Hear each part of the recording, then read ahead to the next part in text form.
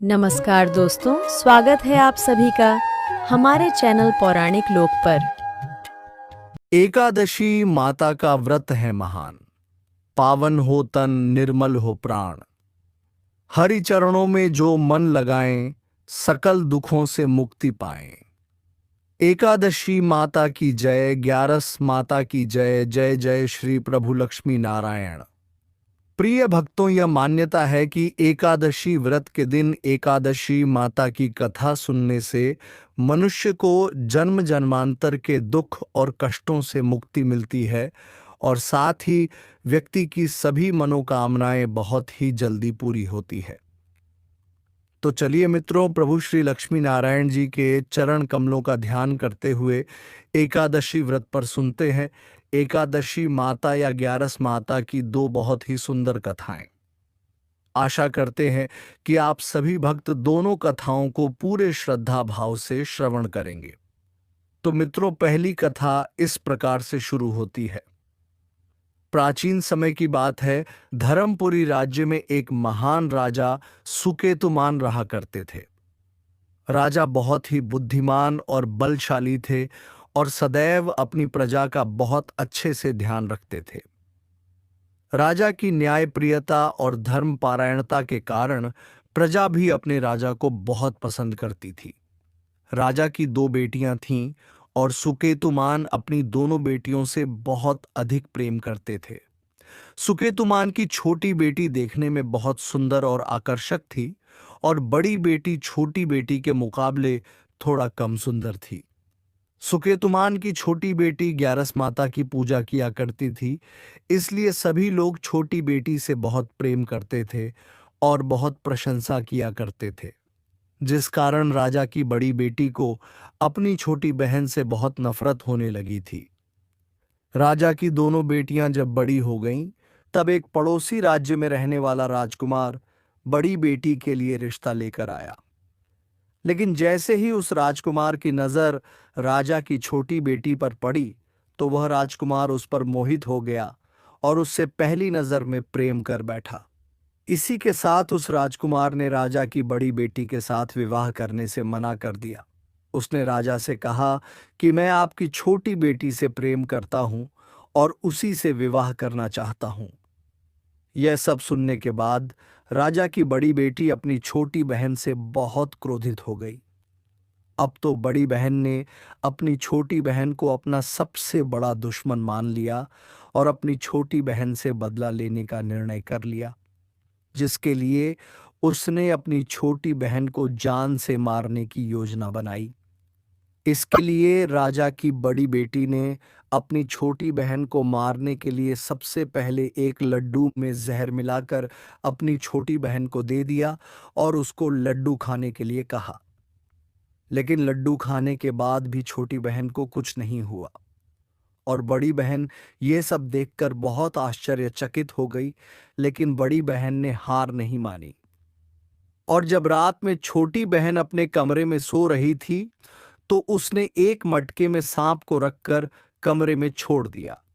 लेकिन सांप भी छोटी बहन का कुछ नहीं कर पाया, जिसके बाद बड़ी बहन ने अपनी छोटी बहन से कहा कि चलो हम लोग कुएं से पानी भरकर लाते हैं, जिसके लिए वह अपनी छोटी बहन को पानी भरने के बहाने से कुएं के पास ले गई और उसने अपनी छोटी बहन को कुएं में धक्का दे दिया।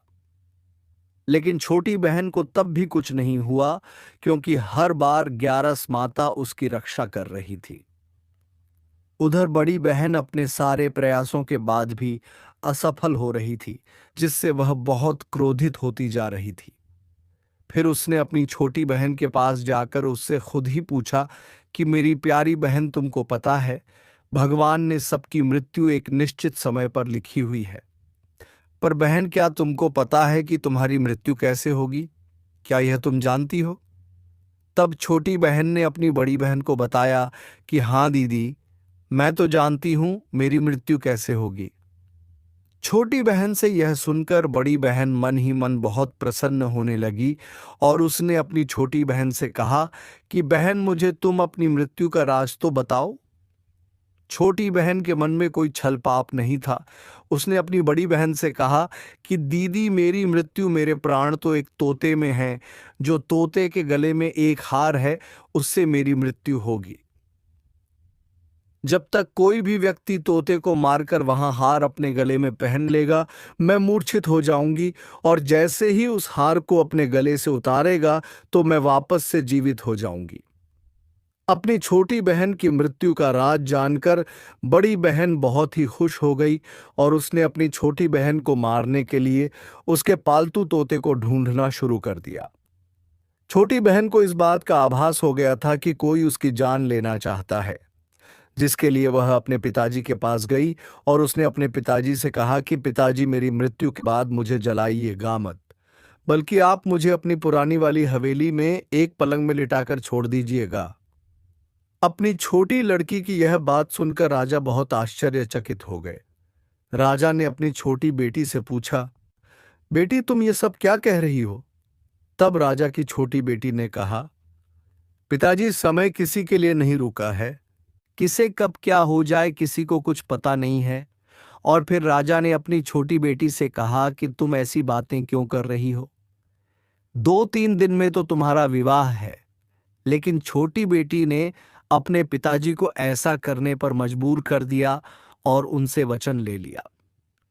राजा ने भी अपनी छोटी बेटी की बात स्वीकार कर ली और 2-3 दिनों के बाद जब शादी का समय आया, तब राजकुमार बारात लेकर राजा के घर पर आया और राजकुमार और राजा की छोटी बेटी का विवाह शुरू हो गया। जैसे ही राजा की छोटी बेटी राजकुमार के साथ फेरे लेना शुरू करती है, तो उसकी बड़ी बहन अपनी छोटी बहन के कमरे में जाकर उसके तोते को पकड़ लेती है और उसको जान से मार देती है, और तोते की गले में जो था उसको अपने गले में धारण कर लेती है। जैसे ही बड़ी बहन उस हार को अपने गले में धारण करती है, तो उधर छोटी बहन 3.5 ही फेरे ले पाती है और वहीं पर बेहोश होकर गिर जाती है। जिसके बाद राजा ने बड़े बड़े हकीमों को बुलवाया और अपनी छोटी बेटी का इलाज करने के लिए कहा। राजा की बात सुनकर वैद्य ने छोटी बेटी को जब जांच किया तो राजा को बताया कि आपकी छोटी बेटी ना तो जीवित है और न ही मरी हुई है।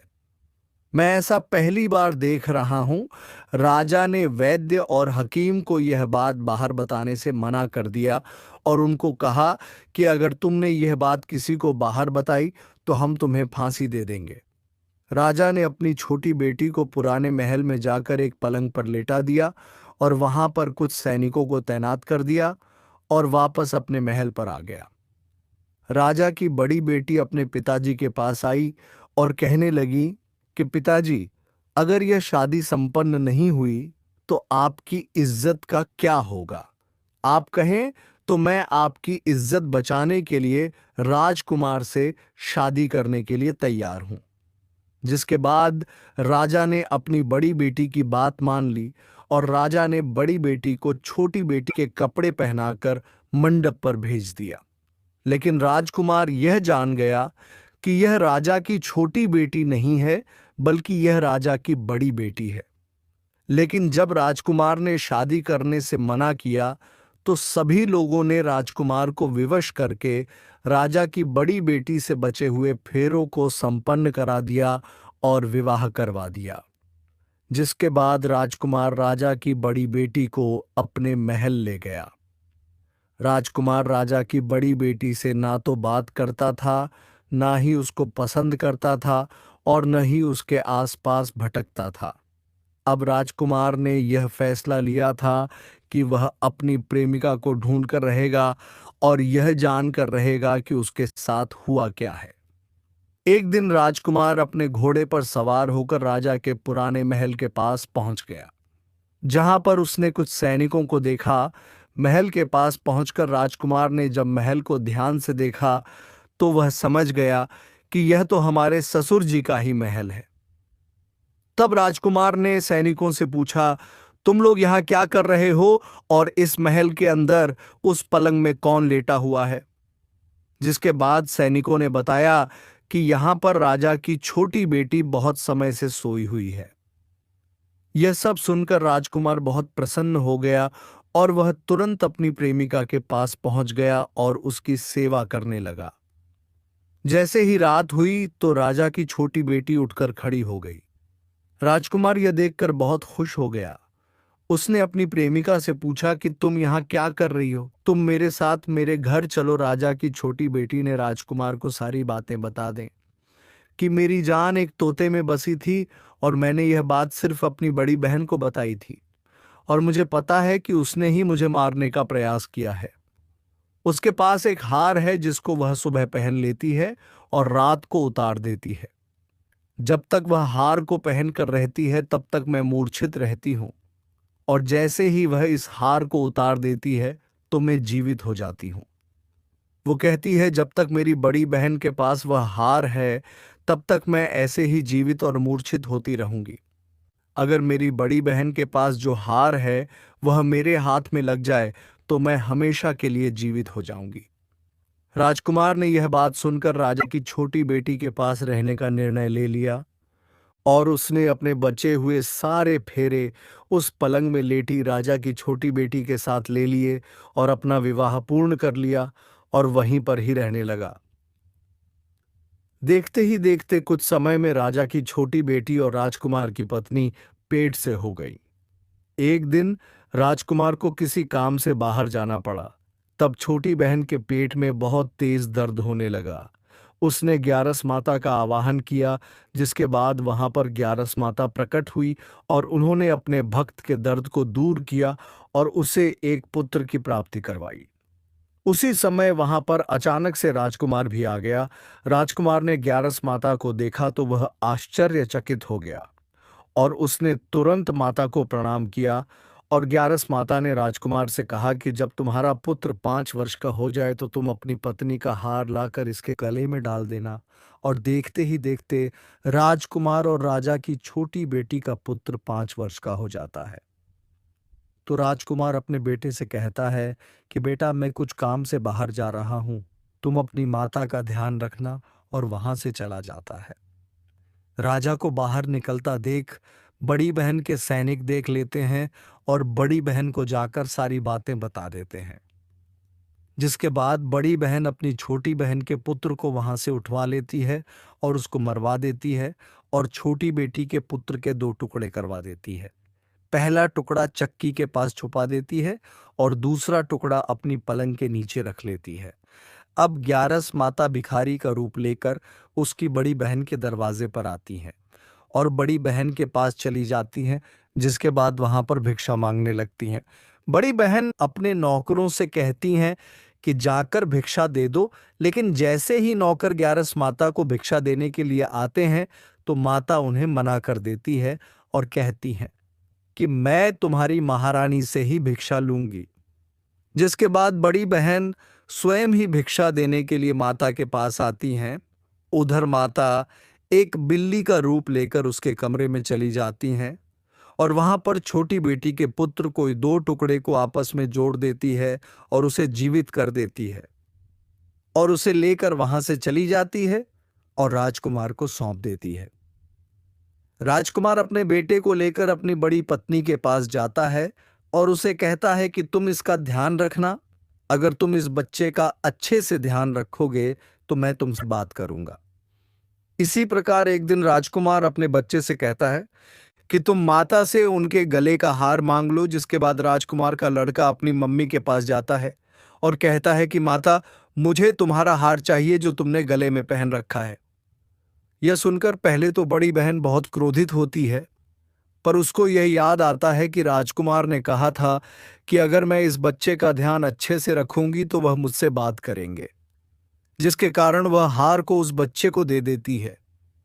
वह बच्चा तुरंत ही उस हार को ले जाकर अपने पिताजी को दे देता है और तभी राजकुमार अपने बेटे को लेकर वहां से जाने लगता है और अपनी पत्नी से कहता है कि तुम हमारे लिए खाना बनाकर रखना, मैं शाम को आकर तुम्हारे साथ खाऊंगा। और वह अपने बेटे को लेकर वहां से चला जाता है। जिसके बाद वह राजा के पास जाता है और उनको सारी बातें बता देता है। राजा अपनी बड़ी बेटी की यह कटु कर्म सुनकर बहुत क्रोधित होते हैं और उसे सजा सुनाता है और अपनी परवरिश पर ही दोष देने लगते हैं और राजकुमार को अपनी छोटी बेटी के साथ रहने के लिए आदेश देते हैं। यह थी ग्यारस माता की पहली कथा। तो प्रेम से बोलिए एकादशी माता की जय, ग्यारस माता की जय। अब चलिए सुनते हैं एकादशी माता की एक अन्य कथा। गालव मुनि का भद्रशील नामक एक पुत्र था। भद्रशील ने बाल्यावस्था से ही एकदाशी माता का व्रत और पूजा अर्चना आरंभ कर दिया था। वो सच्ची श्रद्धा और निष्ठा भाव से पूरे दिन एकदशी का व्रत करता और कथा सुनता।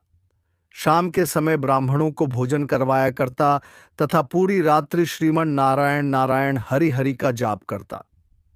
अगले दिन यानी कि द्वादशी को एकादशी व्रत का पारण करके ही भोजन ग्रहण किया करता था।